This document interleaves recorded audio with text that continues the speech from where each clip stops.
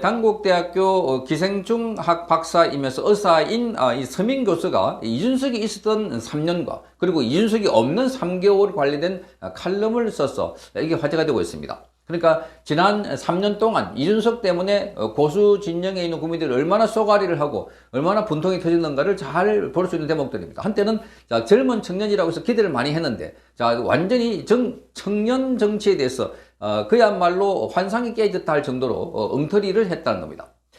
이준석이 없는 3개월이 얼마나 행복했는지. 서민 교수는 이준석 관련 칼럼을 5개의 단락을 통해서 이준석의 등장과 그리고 이준석과의 퇴장과 관해서 쭉 설명하고 있습니다. 첫째가 2021년 6월달에 국민의힘은 이준석을 당대표로 선출했습니다. 보수가 36살 청년을 선택한 이유는 직전 보궐선거에서 그랬던 것처럼 참신한 기획으로 정권 교체를 이뤄달라 하는 기대, 거기다가 그동안 국민의힘이 너무나 힘이 없기 때문에 무력했기 때문에 그래서 잘 싸울 수 있지 않을까 하는 기대였기 때문이었습니다. 결국 윤석열 후보가 대통령이 됐으니까 결과는 성공이었지만 과정은 너무나 험난했습니다. 선거기간 중 2번이나 가출하고 후보보다도 자신이 돋보이려고 애쓰는 당대표가 세상에 어디에 있었나 하는 겁니다.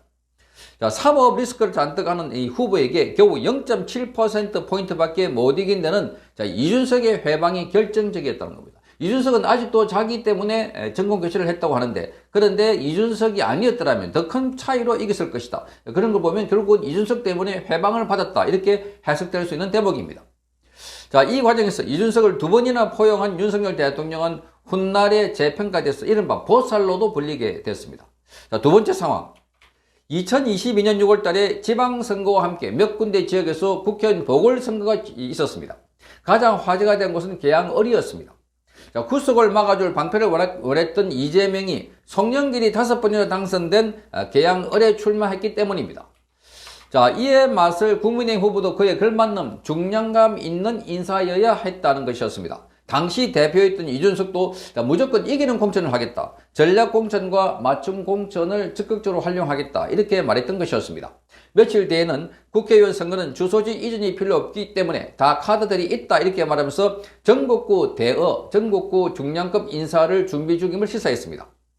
윤희숙 전 의원도 이재명에 맞서서 이준석이나 안철수 같은 사람이 나와야 한다. 나도 출마하라면 따를 것이다. 이렇게 말했습니다.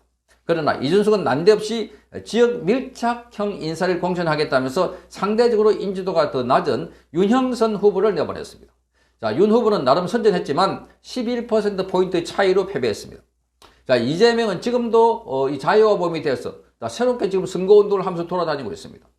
더 튼튼한 방탄벽을 쌓고 있다는 겁니다. 이번 총선에서 한동훈 비대위원장은 원희룡 전 장관을 계양을에 전략 공천한 것입니다. 이게 이준석과 다른 작전이라는 겁니다. 세 번째, 2022년 7월 달에 국민의힘의 중앙윤리위원회는 성접대 의혹에 대한 증거인멸교사 혐의와 관련해서 품위 유지 의무 위반으로 이준석에 대해서 당원권 6개월 정지라는 중징계를 어기로 했습니다. 이 사람은 위기의 순간에 본색이 드러나게 되는데 김재원 전 최고위원이나 태영호 의원이 징계 후에 사과와 함께 자숙하는 모습을 보이는데 반면에 이준석은 징계에 맞서서 법원에 가처분 신청을 냈습니다. SNS로 당과 대통령에 대한 숱한 비난을 쏟아냈습니다. 이름하여 이준석의 난이 바로 그것이다 하는 겁니다. 이 일로 인해서 당원권 정지 기간이 1년 6개월로 연장이 되었습니다. 국민의힘에서 이준석의 역할은 사실상 끝난 것으로 보입니다. 이듬해 치러진 국민의힘 전당대회에서 천하용인으로 불린 이준석과 그 주변 인물들 모두 탈락한 것은 보수층에게 그가 더 이상 필요하지 않다는 확인 사살과 같은 것이었습니다. 네 번째, 2023년 12월 한동훈 비대위원장이 임명이 됐습니다. 정말 놀랍게도 이준석은 한동훈을 라이벌로 생각한 것 같습니다. 그가 한동훈이 보완제냐 대체제냐라는 헛소리를 진작에 했던 좌파 언론도 이 착각의 일말의 책임이 있다고 이 서민 교수는 말하고 있습니다. 그런 기사에는 다음과 같은 댓글이 달리기 일쑤였습니다. 어이없이 웃음이 난다. 비교 대상이 되어야 할 말을 하지. 하지만 남에게도 엄격해도 스스로에겐 관대한 이준석은 이를 진짜로 믿었고 자신이 국민의힘 비대위원장이 돼서 총선을 승리로 이끄는 꿈을 꿨던 모양이다. 이렇게 적었습니다. 한동훈 영입 시도에 그가 실망한 것은 당연한 것이었고 결국 이준석은 자, 식당, 갈비집에서 국민의힘에 떠나고 신당 창당을 선언했습니다. 자, 마지막 5번째입니다. 2024년, 바로 올해입니다. 현재 보수층은 오히려 이준석이 떠나고 난 뒤에 하루하루 즐겁게 보내고 있다는 겁니다. 바로 한동훈 비대위원장의 활약 덕에 당 지지율이 오르고 곳곳에서 한동훈 신도롬이 일으키고 있습니다. 그러니까 이준석과는 비교가 안 되는, 자, 그래서 이게 참다운 비대위원장의 모습이다 하는 것을 알 수가 있습니다. 자, 더구나 이준석 내부 총질 때문에 마음고생을 할 필요가 없고 오히려 곳곳에서 지금 국민의힘의 돌풍이 불고 있기 때문에 그래서 지금 보람을 느끼고 있다는 겁니다. 자, 이준석은 반패미를 기치로 내건 이 유호정 같은 패미와 한 팀이 되든 말든, 또 이준석이 자신의 옹호자이든 김종일을 데려올든 말든 이제 다 남의 일이 되어버렸습니다. 자, 이재명과 오랜 기간 당을 같이 했던 이낙연이 자, 이준석과 합친 지 열흘 만에 보따리 싸는 걸 보면서 역시 자, 이 이준석의 매운맛이 이재명보다 더 크구나, 이렇게 고개를 끄덕였던 것입니다. 자, 이준석이 꼼수로 받은 국고보조금 6억여 원의 반납, 이 관련된 말을 바꾸는 걸 보면서 역시 이준석답다 하는 감탄사가 절로 나오고 있다고 합니다. 자, 지역구 출마를 놓고 우왕좌왕하던 이준석이가 보수의 무덤 같은 곳이지만 내가 할 일이 많은 곳이라고 하면서 화성을 출마 선언했습니다. 지금도 가끔씩 이준석이 탈당을 취소하는 악몽을 꾸는 사람들이 있다고 하는데, 자, 그에게 질문을 하나 드리면은 보수만 주야장천 깠던 당신이 왜 보수인가? 혹시 낙선하고 다시 보수로 돌아오려고 하는 밑밥 까는 건 아닌가? 이렇게 물으면서 이 칼럼은 끝나고 있습니다.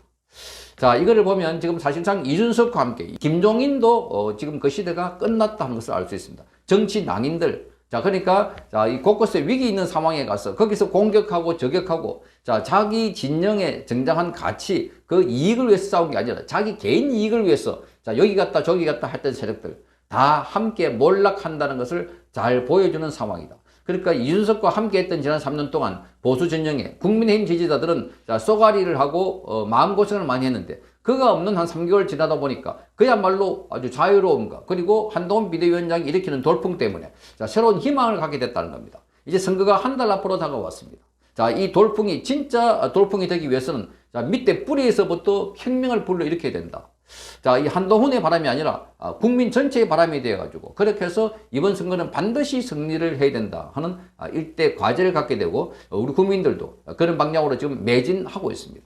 자, 이준석이 없는 국민의힘 훨씬 가벼워지고 몸도 마음도 훨씬 명랑해졌다 하는 것을 알 수가 있는 대목들입니다.